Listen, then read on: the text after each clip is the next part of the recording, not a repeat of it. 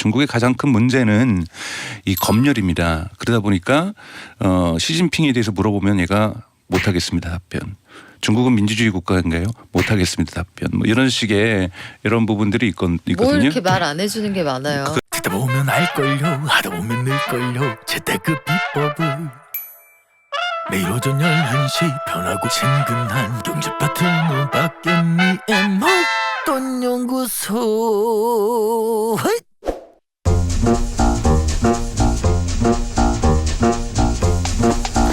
가뜩이나 미중 간에 싸워서 그냥 중간에서 힘들어 죽겠는데 AI 시장에서도 미중 간의 격돌이 시작이 됐습니다. 챗 GPT가 제패할 것만 같았던 AI 시장에서 중국 최대 검색 엔진 바이두가 어니봇이라는 걸 내놨대요. 우리 그 챗 GPT랑 한번 해볼 만해. 중국의 입장이 이런데 미국은 생각이 다르겠죠. 우리는 또 어디까지 와 있을까요? IT 언박싱 미디어 스피어의 강정수 박사에게 물어보겠습니다. 안녕하세요. 안녕하세요. 박사님, AI 시장에서 중국이 너희 챗 GPT 있어? 우린 어니봇 있어 라고 하는데 어니봇 어떤 친구인가요? 어니봇 챗 GPT랑 비슷한데요. 몇 가지 차이점이 있습니다. 한 가지 차이점은 우선은 우리가 텍스트로 물어보면 언어로 목소리로 대답을 할 수가 있어요. 네. 타자를 쳐서 물어보면 말로 해준다고요? 말로 대답을 한다는 점에서는 큰 장점이 있고 또 여기에서 중국이 이제 방언이 많지 않습니까? 그렇죠. 사투리 우리식으로. 근데 이 각자의 그 어떤 방언 쪽으로 어느 성의 남부 쪽 언어로 해줘.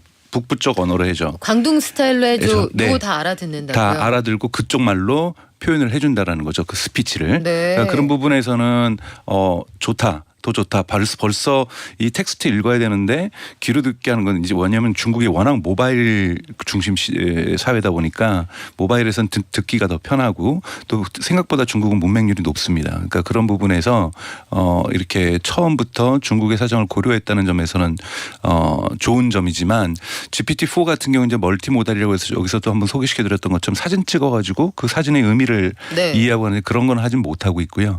아직 GPT-4의 수준은 아니라고 하는 것이 이제 전반적인 전문가들의 평가입니다.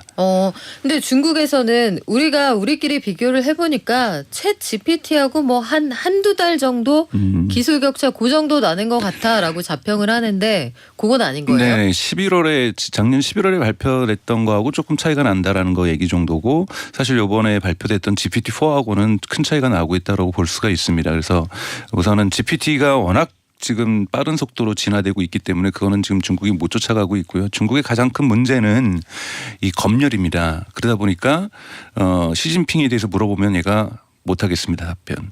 중국은 민주주의 국가인가요? 못하겠습니다 답변. 뭐 이런 식의 이런 부분들이 있거든요. 뭘 이렇게 말 안 해주는 게 많아요. 2월 중순에 이제 뉴욕 타임즈가 Why China didn't invent ChatGPT라고 해서 중국은 왜 ChatGPT를 발명하지 못했는가라는 거를 갖다가 특집 보도를 뉴욕 타임즈에서 한 적이 있는데 거기에서 가장 제가 인상적이었던 문구가 뭐였냐면 중국의 개발자를 인터뷰했는데 기자가 우리는 인공지능에게 말하는 것도 가르쳐야 되지만 말 못하는 것도 가르쳐야 된다. 이중으로 힘들다.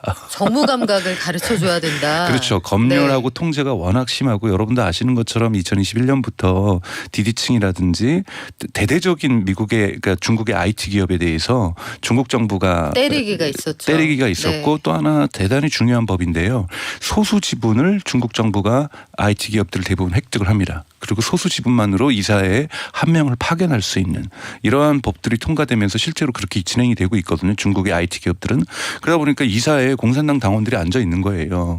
그러니까 정부에서 파견한 뭔가 부담스러울 수밖에 없는 이런 상황들이 전개되고 있는 것들이 중국의 지금 기본적인 가장 큰 문제고 스탠포드 대학교에서 이제 발표를 항상 하고 있어요. AI 지수라고 해가지고 연례 보고서 했었는데 사실은 2020년까지는 중국이 AI와 관련된 특허도 미국을 앞서가기 시작했어요. 그런데 2021년부터 확 줄어들기 시작하면서 민간 투자도 중국이 미국보다 3배 정도 떨어지는 뭐 이런 식의 현상들이 발생하면서 이러한 2021년, 2022년 이렇게 경과하면서 인공지능의 개발 속도가 매우 늦어졌다 이렇게 볼 수 있습니다. 모든 걸 다 공부하고 모든 걸 다 말할 수 있는 AI와 그때그때 좀 모르는 게 있어야 되는 AI의 싸움이라 이것도 흥미로운데 여하간 어니봇이 27일 날 시범적으로 시장에 선보인다고 했었잖아요. 네, 좀 기대하고 있었는데 왜 안 나와요? 그러니까 이런 것들이 다 사람들이 그런 실수할까봐 두려움인데 그래서 사실 클로즈드로 해서 몇 명 제한된 사람이 들어가는 공간에서 이미 찍어놨던 비디오를 틀어주는 동영상을 틀어주는 방식으로 공개는 했어요. 에이. 근데 이제 대대적으로 누구든지 쓸 수 있는 네. 이런 것이 아니라 뭐 사우스 차이나 모닝포스트라든지 일부 또는 로이터 기자들이라든지 일부 외신 기자들과 중국 기자들이 조금 테스트를 좀 해보는 것을 그 안에서 들어온 공간에서만 해볼 수 있는 이러다 보니까 이미 바로바로 물어보죠. 시진핑은 누굴까? 뭐 이런 식의 외신 기자들께 뭐라고 했어요? 그래서 모릅니다. 모릅니다. 네, 근데 이제 장점은 이제 챗GPT가 2021년 6월까지의 데이터가 있고 사실 업데이트된 데이터가 좀 최신 데이터가 없다라는 게 좀 챗GPT의 한계라면 중국 같은 경우 어니봇 같은 경우에는 최신 데이터까지 갖고 있는 오스카 여번의 수상자들 누구인지도 알고 있고 또 중국 사람이었잖아요. 중국계 사람들 그쵸. 이런 거 부분들 알고 있다는 점에서는 최신 정보까지 알고 있다라는 똑똑함은 있었지만 이 중국의 이 한쪽 이 위축되어 있는 거죠. 중국의 어떤 기업들이. 그러니까 그리고 또 하나는 이렇게 검열이 많다고 보니까 원래는 스타트업에서도 인공지능을 많이 연구를 하고 있습니다. 그러니까 스타트업에서도 인공지능을 많이 연구를 하고 있는데 검열 부분을 처리하기 위해서는 턱없이 자본이 모자라다고 해서 이거는 대기업밖에 할 수 없는 상황. 이런 부분도 그러니까 중국의 큰 대기업들밖에 할 수 없는 상황도 중국이 좀 문제점이라고 할 수가 있고요. 그리고 이제 또 하나가 문제는 미국의 그 반도체법이죠. 미국의 반도체법에 의하면은 중국의 고급 GPU 엔비디아의 고급 GPU는 이제 수출 금지 항목이 들어갔잖아요. 근데 이제 이 거대 언어 모델로 네. 작동되고 있는 이 인공지능을 발전시키기 위해서는 이 고급 사양의 GPU가 필수 조건이에요. 근데 이 필수 조건에 엔비디아의 GPU가 중국에 이제는 못 들어가게 됐다라는 것도 중국이 이후에 점차적으로 인공지능을 개발함에 있어서는 속도가 느려질 수밖에 없는 그런 구조적인 한계점이라고 볼 수가 있습니다. 근데 엊그제 화웨이가 우리가 미국이 장비 못 들여오게 했지만 우리끼리 되게 좋은 거 만들었어 이렇게 자랑하던데 근데 이제 이거는 확인이 되나요? 그건 이제 써봐야 테스트 해봐야 알 수 있을 거고 근데 통신 장비 자체는 이미 화웨이가 대단히 고급 그러니까 크게 발전하고 있었고 네. 그리고 5G라든지 이런 거는 중국 시장에서 먼저 테스트 배드를 시작을 하면서 중국 시장에서 시작을 하면서 이미 시장 규모 자체가 확보되어 있었기 때문에 만들어낼 수 있었지만 전적으로 GPU 같은 경우 고급 GPU는 중국 기업들도 미국 기업에 의존하고 있었다는 거죠. 그러면 이제부터 GPU를 개발을 해야 되는 거거든요. 그러면 이러한 GPU 개발하려고 하면 일정 정도의 시간이 필요로 하게 되는 거고 그거를 이용해 가지고 또 인공지능을 개발하려면은 시간 격차는 벌어질 수밖에 없다라는 것이 전문가들의 평가라고 볼 수 있습니다. 그렇군요. 엔비디아의 그래픽 카드 못 들어가면 요것도 네. 제한이 하나 될 것 같은데 제가 제 수준에 맞는 다소 낮은 수준의 질문을 한번 해볼게요. 네. 중국어를 영어로 번역하고 영어를 중국어로 번역하고 이것도 네. 그냥 제가 중국 사람이나 미국 사람이면 한번 시켜보고 싶거든요. 네. 이거는 누가 더 잘해요? 그거는 1승 1패. 1대1이에요? 1대1이에요. 네. 그래서 영어를 갖다가 중국어로 번역하는 네. 것은 어니봇이 더 잘하고 있고요. 영어를 중국어로 번역하는 네. 건 중국에서 만든 어니봇이 더 잘하고 있지만 중국어를 영어로도 번역하는 것은 챗GPT가 더 잘하고 있습니다. 이렇게 뭐 이제 평가가 나오고 있습니다. 예상했던 결과네요. 미국 사람이 미국말 잘하고 네. 중국 사람이 중국말 정말 잘하는 거랑 비슷한 건데 네. 사실은 중국이 네. 이렇게 잘하는 거는 중국의 인구도 많다 보니까 또 언어도 이 아까 말했던 방언들 이 다이렉트 이 사투리들 이런 것들까지도 포괄적으로 하고 있기 때문에 훨씬 더 학습할 수 있는 양들이 영어와 함께 사실 네. 중국어 영어 쓰는 사람보다 중국어 쓰는 사람들이 더 많습니다. 전 세계에. 미국 사람만 그쵸 3억 영어권을 얼마밖에 다 합쳐도 또 중국어를 쓰는 사람보다 조금 미달이에요. 맞아요. 그렇기 때문에 중국어로 생성되고 있는 데이터의 양은 대단히 많고 중국은 또 독특하게 이 음성이 많이 발전을 했습니다. 왜냐하면 지하철역에서 쓸 때 보면은 중국 가서 사람들이 다 말을 하고 있거든요. 텍스팅 안 하고 다 네. 언어로 문자를 왜냐하면 보내더라고요. 중국어 자체가 텍스팅하기가 되게 어렵고 네. 아까 말했던 문맹률도 높기 때문에 언어에 대해서 입력하는 것들이 많기 때문에 언어 데이터를 또 많이 가지고 있죠. 그런 부분에서 중국이 독특한 차별점들을 가지고 있고 또 방대한 양의 데이터를 갖고 있다는 것은 있지만 이 언어로 들어오는 모든 그러니까 말로 들어오는 모든 소리로 들어오는 모든 것 그리고 텍스트로 쓰이는 모든 것에 검열이 들어간다는 거예요. 뭐 시진핑이나 티벳뿐만이 아니라 사회적으로 민감한 이슈라든지 꼭 천안문 문제뿐만이 아니라 지금 중국 정부가 갈등하고 있는 모든 예를 들면은 뭐 코로나도 마찬가지고요. 그러니까 이런 부분에서도 다 검열을 해야 되다 보니 여기에 들어가는 비용들 또한 문제가 있고 그리고 이것이 충돌하면서 나타나는 틀린 오답을 내는 비율도 챗GPT보다 높은 것. 이건 중국 사회가 이렇게 통제와 규제 속에 있기 때문에 통제와 규제 속에서 인공지능이 마음껏 발전한다는 것은 기본적으로 한계가 있다는 걸 보여주고 있다고 볼 수 있습니다. 근데 저는 참 여기에서 이 아이러니를 느끼는 게 인간 사회뿐만이 아닌 거네요. 그러니까 기술의 발전에도 제약이 생긴다는 거 아니에요? 그렇죠. 왜냐하면 인공지능이라는 것은 근본적으로 사람의 말을 학습하는 거고 사람의 언어를 학습하는 거고 그 사회를 반영하는 거고 있는 거거든요. 그 사회에 예를 들면 SF 소설이 절반 이상이다 그러면은 그 인공지능이 SF스럽게 변하는 거거든요. 인간을 죽일 거야, 뭐 인간이 말살될 거야, 뭐 이런 식의 이 표현을 많이 쓰는 거는 SF 소설을 특히 영어권으로 많이 읽었기 때문인 거거든요. SF 소설이 영어에 많이 발전하다 보니까 또는 추리 소설이라든지 뭔가 스릴러가 많이 발전했다 그러면은 조금은 스릴러스러워지거든요. 소설 같은 경우에도 그래서 특히 챗GPT가 스릴러 잘 씁니다. 아 그래요? 네, 그 스릴러 소설 창작을 잘하거든요. 그런 부분들이 학습이 많이 되어 있기 때문에 그래서 인공지능은 거울이에요.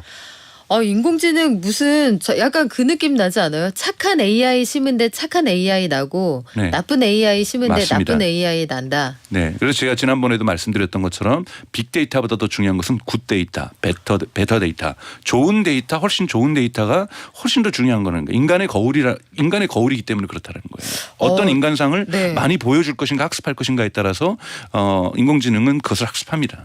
박사님 오늘 작정하신 것 같은데요. 왜요? 저 어록 대방출이에요. 빅데이터보다 좋은 건 굿데이터다. 네. 저 원래 존경했는데 오늘부터 조금 더 추가할게요.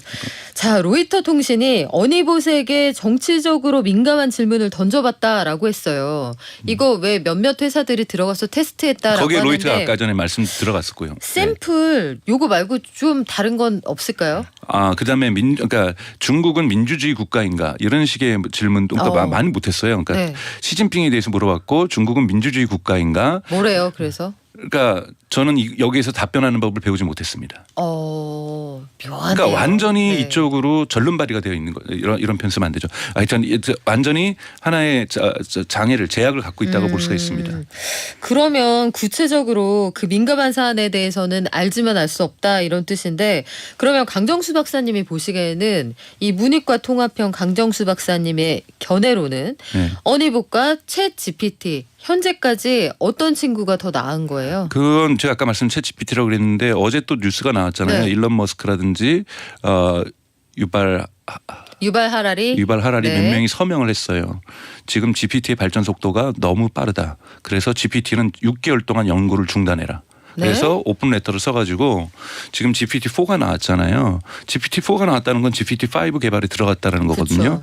이건 너무 빠르다. 인간 사회가 적응하기 전에 인공지능의 개발 속도가 빠르니 6개월간 연구를 중단할 것을 유발 하라리는 하라리하고 얘기해도 되는데 머스크는 그런 얘기할 입장이 아니잖아요. 일론 머스크는 이제 나와서 자기도 이제 네. 찾으려고 하는데 그만큼 인공지능에 대한 두려움 또한 커지고 있는 거거든요. 그래서 이런 모습으로 볼 때 GPT의 발전 속도는 사실은 우리 청취자분들이나 구독자분들이 상상하는 것 초월한 그러니까 하는 것 이상으로 발전되고 있다고 볼 수가 있습니다. 사실은 이미지를 해석했다는 것만으로도 사람들이 충격을 받았거든요. 그쵸. 사진을 찍었을 때 여기가 여기는 한국의 고궁이야, 덕수궁이야, 뭐 이런 식의 것들을 판단할 수 있다라는 소름. 것. 네. 그러니까요. 여기는 지금 이태원이야. 예를 들면 이태원 참사가 그러면 이건 이태원 참사가 나고 물론 그 데이터 네. 갖고 있지는 않지만 언제 어떤 일이 일어났고 여기에서는 어떤 사회적 논란이 있었어. 연관 검색까지 다 가능하군요. 이것을 이야기할 수 있다라는 거죠. 근데 그것을 일종의 사람의 눈을 탑재하기 시작했다라는 거거든요. 이것이 GPT-4의 대단히 강력한 힘이라고 볼 수가 있는 거고요. 근데 저는 한 가지 좀 불안감을 느끼기도 하는 점은 뭐냐면 중국의 어니봇 아직까지 성장을 많이 못했다고 치죠. 근데 어니봇만 있는 게 아니잖아요. 바이두 외에도 중국 업체들 중에 챗 GPT의 대항마를 키우는 곳들이 굉장히 많다고 그렇죠. 들었거든요. 텐센트도 있고 알리바바도 있고 그다음에 틱톡의 모회사인 바이트댄스 특히 바이트댄스가 인공지능의 수준이 대단히 발전되어 있습니다. 그런데 이제 일부 전문가는 바이트댄스가 이제 중국의 인공지능의 끝일 거다. 네.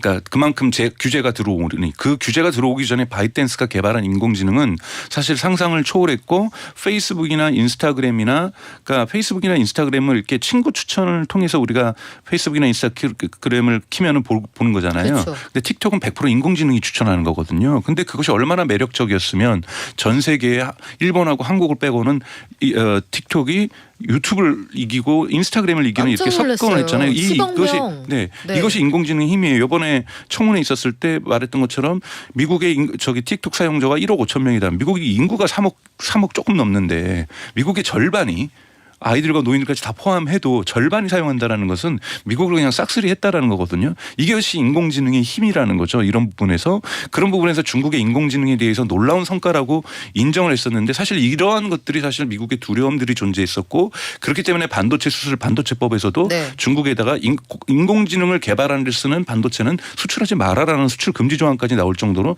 미국이 경계에 있을 정도로 중국의 인공지능은 발전하고 있었다라는 거예요. 그런데 이것이 두 가지 요소 미국의 공격과 방어 전략과 중국 정부의 이러한 위축 정책 즉 검열과 통제 정책이 중국의 속도를 좀 더디게 할 거다. 그런데 이제 그러다 보니까 이제 전국 인민대표대회에 있는 부원장이라는 류칭펑이라는 사람이 네. 최근에 발표를 통해서 중국의 인공지능을 발전을 위해서 앞으로 더 많은 노력과 더 많은 투자를 하겠다. 그랬더니 걱정하지 말아라 얘기를 하는데 이 사람이 사실 중국 인공지능의 선구자라고 평가를 받는 사람이거든요. 이 류칭펑이라는 사람이. 그래서 중국 정부도 이제 인식하고 있는 거죠. 뭔가 우리도 새로운 인공지능의 시대가 지금 챗GPT에서 열리고 있으니 이거 우리가 또 뒤처지면 안 되겠으니 이거 좀 지원을 해야 되겠다. 그런데 다들 위축되어 있으니 이 분위기 좀 개선을 좀 해보자라고 해서 중국 정부도 좀 뭔가 묘안을 만들기 위해서 노력은 하고 있다라고 볼 수가 있습니다. 근데 이 와중에 사실 진짜 걱정되는 건 미중 사이에서 가뜩이나 힘들어 죽겠는데 우리나라 AI가 있다는 얘기는 못 들어봤어요. 우리나라도 지금 발표를 자꾸 서두르고 있지는 못한데요. 저도 그래서 주말에 글을 썼던 것이 네이버하고 카카오도 코드레드를 발동해야 된다. 그러니까 구글이 코드레드를 그러니까 그 발동을 했었거든요. 코드레드라면 띵 적색 경보죠. 그러니까 임원진들이 전체적으로 네. 적색 경보를 네. 뉴욕타임즈 보도에 의하면 챗GPT가 작년 11월 30일 날 발표했는데 12월 12일 날 뉴욕타임즈에서 구글에서 코드레드를 발동했다. 이것에 의해서 만들어지는 산업 지형이 바뀔 수 있다. 예를 들자면 여러분 상상하실 수 있죠. 챗GPT가 완전히 내재되면서 목소리까지 이제 내면서 저런저런 대화를 하고 또 생성 AI에는 그림이나 이모티콘을 그려주는 기능들도 있거든요.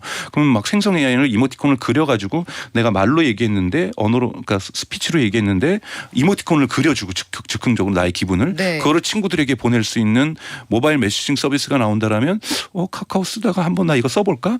여기 인공지능도 좋은데 챗GPT도 좋고 그러니까 GPT도 좋고 이러면 챗봇도 좋고 그러면 이 지형이 바뀔 수가 있거든요. 또는 네이버 뉴스를 볼 때도 우리가 갑자기 유사한 뉴스들 너무 많잖아요. 자 유사한 뉴스는 너가 요약 정리해 주고 뭐 이런 식으로 인공지능이 요약 정리해 주고 그러면 뉴스 서비스도 바뀔 수가 있는 거거든요. 그러니까 충분히 지금의 시장 구도가 바뀔 수가 있습니다. 그래서 대단히 지금 카카오라든지 네이버라든지 또는 SK라든지 LG 같은 경우에서도 우리 이제 SKT는 이제 우리 인공지능 기업으로 갈 거야라고 그러게요. 기업이 방향을 선언하는데 하고 있는데 아직 모습을 드러내지 않은 이유는 한국의 고유한 거대 언어 모델을 갖고 있는 건 네이버밖에 없습니다. 네이버는 하이퍼 글로벌이라는 걸 갖고 있는데 문제는 이제 언어가 한국어, 영어, 일본어에 좀 제한이 돼 있다라는 것. 이 부분에서만 데이터 학습이 돼 있다라는 것이 그러니까 데이터의 양이 우선은 물론 제가 굿데이터, 배터데이터가 좋다고 얘기를 했지만 우선은 빅데이터도 어느 정도 기본으로 깔고 있어야 되는데 이 부분이 축소가 돼 있고 지금 카카오 같은 경우는 코 GPT라고 해서 네. 코리아 GPT예요. 그건 뭐냐면 미국의 GPT 거를 가져와서 여기다가 한국어를 조금 더 학습을 시킨 겁니다. 라이센스네요. 네, 그래서 칼로라고 해서 이미지를 만드는 것도 있는데 이것도 마찬가지로 가져온 다음에 스테이블 디퓨전이라는 오픈소스를 갖고 오는 학습을 시키는데 조금은 한국의 고궁이라든지 한국의 전통 거리라든지 이런 부분들을 좀 집어내면서 한국화를 시도하고 있는 이 정도 단계라고 볼 수 있습니다. 네. 길게 얘기 들어보니까 우리는 아직 좀 처져 있는 것 같아요. 우리가 무슨 연예인들 IP 가지고 싸울 때가 아니었구나 이런 생각도 좀 들고요. 그래요. 앞으로 우리나라 AI가 열심히 달려나가야 할 그런 시점인 것 같습니다. 지금까지 IT 언박싱의 미디어 스피어 강정수 박사였습니다. 고맙습니다. 고맙습니다.